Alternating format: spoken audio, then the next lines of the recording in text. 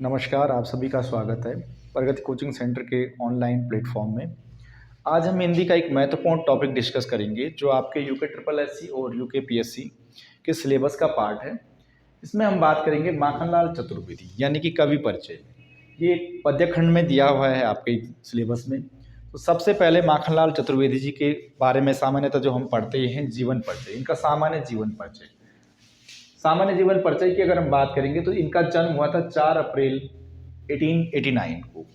जन्म स्थान है होशंगाबाद, होशंगाबाद यानी मध्य प्रदेश। और कार्य क्षेत्र रहे इनके कवि रहे, साहित्यकार रहे, पत्रकार रहे और इसी के साथ गद्य और पद्य विधाओं में दोनों में इनका महत्वपूर्ण योगदान रहा। अब बात करें, सबसे इम्पोर्टेंट जो क्वेश्चन आता है कि इनका उपनाम। इनका उपनाम अक्सर एग्जाम में पूछा जाता है और इनका उपनाम है एक भारतीय आत्मा। एक भारतीय आत्मा के नाम से जाना जाता है माखनलाल चतुर्वेदी जी को। ये आपका यूके ट्रिपल एससी 2020 में ये क्वेश्चन पूछा गया है। मृत्यु हुई थी 30 जनवरी आपका 1968 को। तो इसलिए इम्पोर्टेंट यहाँ पर ये एक भारतीय उपनाम आत्मा इम्पोर्टेंट है। प्रमुख रचनाओं में अगर हम बात करेंगे तो इनकी प्रमुख रचनाएं काव्य संग्रह की प्रमुख रचनाओं में काव्य संग्रह देखते हैं तो काव्य संग्रह आपका हिम तरंगिणी, हिम किरीटिनी सेकंड, थर्ड आपका साहित्य के देवता, इसके बाद वेणुलो गूंजे धरा, कैदी और कोकिला फिफ्थ, छठवीं आपकी पुष्प की अभिलाषा, बहुत इंपॉर्टेंट पुष्प की अभिलाषा, और इसके बाद सातवीं अमर राष्ट्र। पुष्प की अभिलाषा और अमर राष्ट्र जैसी ही कृतियों को यानी कि इन कृतियों ने ही इनको क्या दी, एक जग प्रसिद्धि के रूप में इनको पहचान दिलाई। दो रचनाएं की इंपॉर्टेंट हैं आपके, पुष्प की अभिलाषा और अमर राष्ट्र, यानी कि ये देशभक्ति पर आधारित हैं ये रचनाएं, है ना। इसके बाद आपका मरण ज्वार इंपॉर्टेंट रचना है। तो ये तो थी कुछ रचनाएं जो काव्य रचनाएं थी। अब हम बात करेंगे कुछ गद्य रचनाएं इनकी। गद्य रचनाओं में अगर हम बात करें तो कृष्णार्जुन युद्ध, समय के पांव और अमीर इरादे और गरीब इरादे। कृष्णार्जुन युद्ध, समय के पांव, अमीर इरादे, गरीब इरादे, ये इनकी गद्य रचनाएं हैं। अब इसके अलावा हम बात करेंगे, इसके अतिरिक्त बात करें तो पत्रिकाएं यानी पत्रिकाओं का संपादन भी किया इन्होंने। ठीक, तो प्रभा, कर्मवीर और प्रताप, ये इनकी क्या हैं, प्रमुख पत्रिकाएं हैं। कभी क्वेश्चन आता है कि प्रभा, कर्मवीर और प्रताप किसकी प्रमुख रचनाएं यानी कि पत्रिकाएं हैं, तो इनके द्वारा रचित की गई हैं ये रचनाएं यानी कि पत्रिकाएं प्रभा, कर्मवीर और प्रताप, ये इंपॉर्टेंट है तीनों ही। इसके बाद हम बात करेंगे कि सबसे महत्वपूर्ण तथ्य सम्मान या पुरस्कारों में।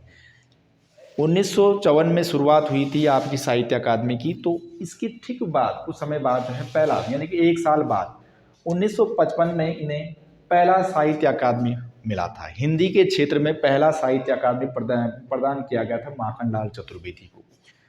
और किस रचना के लिए, कई बार रचना आती है हिम तरंगिणी के लिए। हिम तरंगिणी के लिए 1955 में इनको साहित्य अकादमी पुरस्कार दिया गया था और पहला यानी कि हिंदी के क्षेत्र में पहला साहित्य अकादमी पुरस्कार प्राप्त करने वाले आपके माखनलाल चतुर्वेदी थे। ठीक है, और 1963 में एक सम्मान और दिया गया था, पद्म भूषण।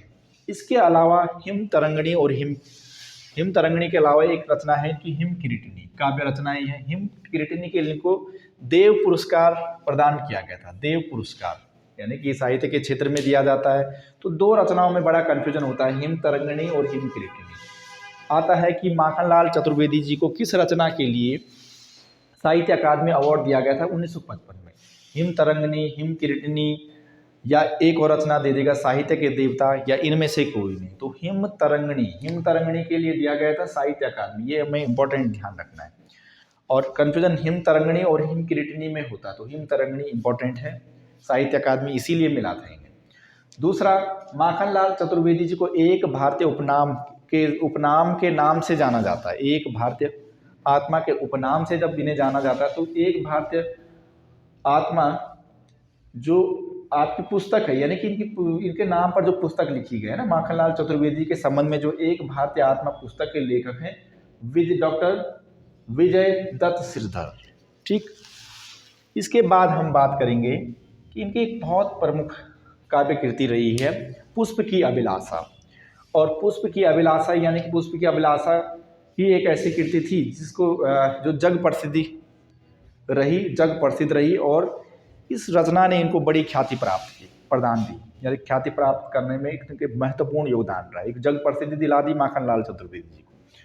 अब हम बात करेंगे कि पुष्प की अभिलाषा देख लेते हैं। पुष्प की अभिलाषा क्या है? चाह नहीं मैं सुरबाला के गहनों में गूंथा जाऊं। पुष्प की अभिलाषा, चाह नहीं प्रेमी माला में बिंद प्यारी को ललचाऊं। चाह नहीं सम्राटों के सिर पर सौ पर हे हरि में डाला जाऊं। चाह नहीं देवों के सिर पर चढ़ूं भाग्य पर इठलाऊं। मुझे तोड़ देना वनमाली उस पथ पर देना फेंक।